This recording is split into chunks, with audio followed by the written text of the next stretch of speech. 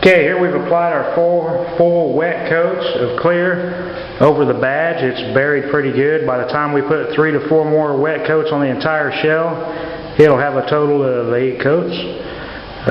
So what we're going to do here is go ahead and apply the clear. As you notice, we would spin the shell to apply the fade color. When it comes to applying the clear, you want to know where you started at and where you stopped by the visible spray pattern you see on the shell, which is why I always clear in a vertical motion up and down. That way I know if I started right in a certain section, usually I start back at the seam. I'll start there and work my way around up and down, and that way I don't bypass the area and get too much clear in one area, which would cause a run. So I'm going to go ahead and apply the first full wet coat just to show you how I do it. After that, I'll be putting on 3 more. I'm not going to film those just to save space, keep this video short. But you do want to allow plenty of flash time in between coats again. Same thing with when we cleared the badge. We just want to let it dry to where it's tacky. And by tacky, it means you can touch, say, the bearing edge where the clear is at. And when you pull your finger back from the clear, it doesn't string. It's not real stringy. You just want it to begin to set up a little bit. So I'll go ahead and spray this first coat, and I'm going to shut the camera off. After that, I won't show you the other 3 coats because it's essentially the same thing.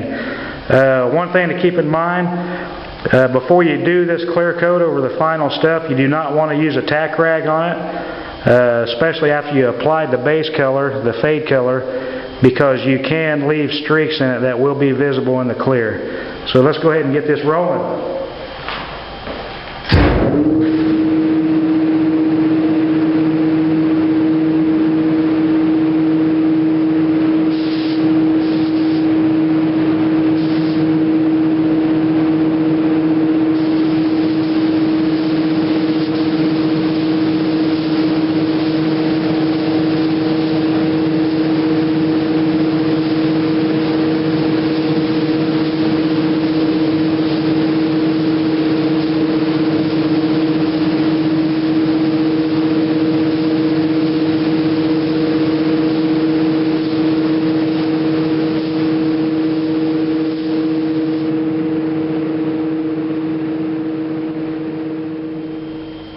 Okay, here we are after our 4th and final coat.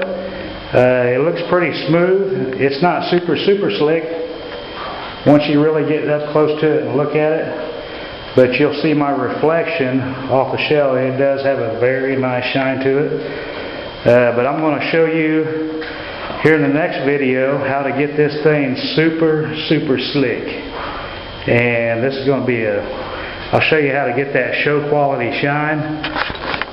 And I want to head and bake this for 20 minutes. You don't have to do so, but I'm going to allow this shell to dry for probably 2 to 3 days. You don't have to bake it. I just did it so I can grab the shell, pick it up and carry it, get it out of the booth. But I'd recommend, with that many coats of clear on it, to let it dry for 2 or 3 days. The longer the better. Just give it a good chance to set up. So we'll let this dry a couple of days, then we'll go to the buffing process. Hope you enjoyed the video so far.